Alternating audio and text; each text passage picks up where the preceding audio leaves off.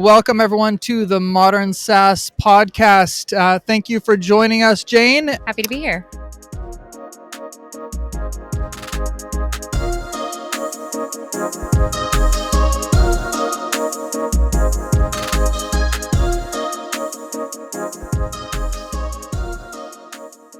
I am going to first just ask that you introduce everyone to yourself, your company, and what you do. Hi, my name is Jane Chowaniec, and I am with ISI. We do CDR reporting out of Chicago.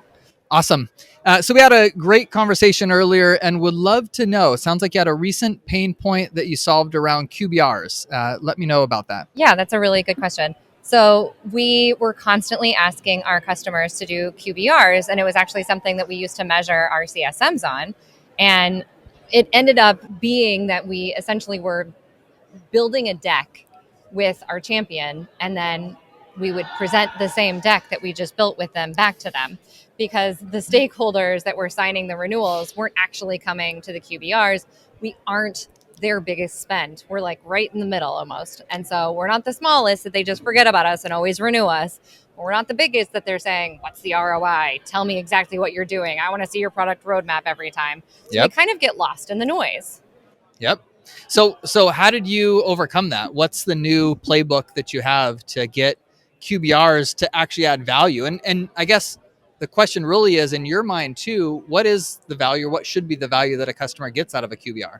Yeah, so you need to, first of all, get value, right, from us. That's what we should be doing, is providing value to our customers on a regular basis.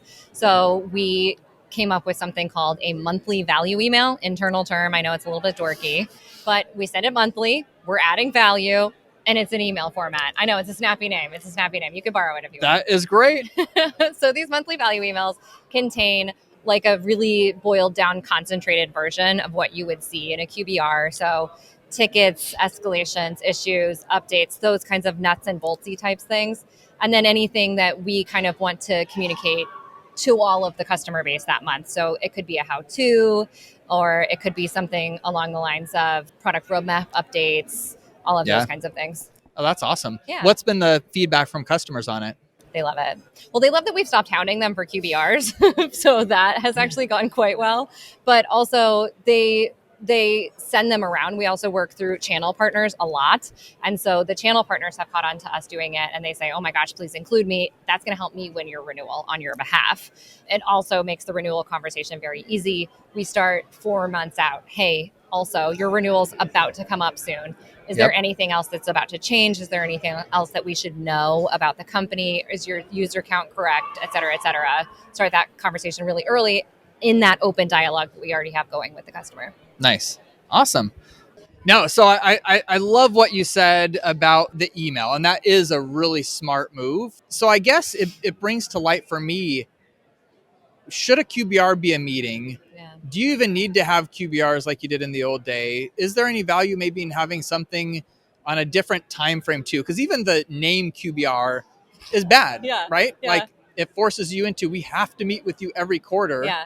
And there's a lot of, negative that can bring. So what are your thoughts about all of that? That was actually our first iteration before we totally did a rip and replace of the QBRs. We changed it to the EBR, the Executive Business Review, which a lot of people call it.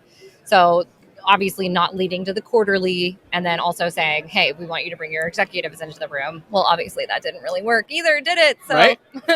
And no, I don't think it has to be a meeting. I think back in the 90s when everyone was expected to show up in a suit and tie, and you physically went into their conference room and had your clicker with your deck prepared, and you brought in lunch for everyone, and everyone was really committed, and that was their day. Yeah, sure. Okay. I'm sure it made them have the warm fuzzies inside. I can't provide those same warm fuzzies via a Zoom or a Teams meeting. I can send you a gift card for getting yourself a burrito or something, like great, but I can also send you a gift card and an email that you can then have a nice lunch by yourself or wherever you want, and then read the email in your own time. Yeah. When you're ready for it. Yep.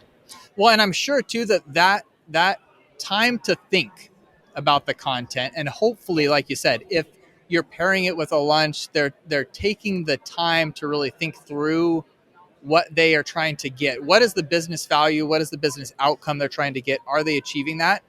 is that driving other meetings with the team then that are more thoughtful meetings versus, a presentation at a QBR that sometimes is like glossed over and not a lot of dialogue? I mean, think about a QBR.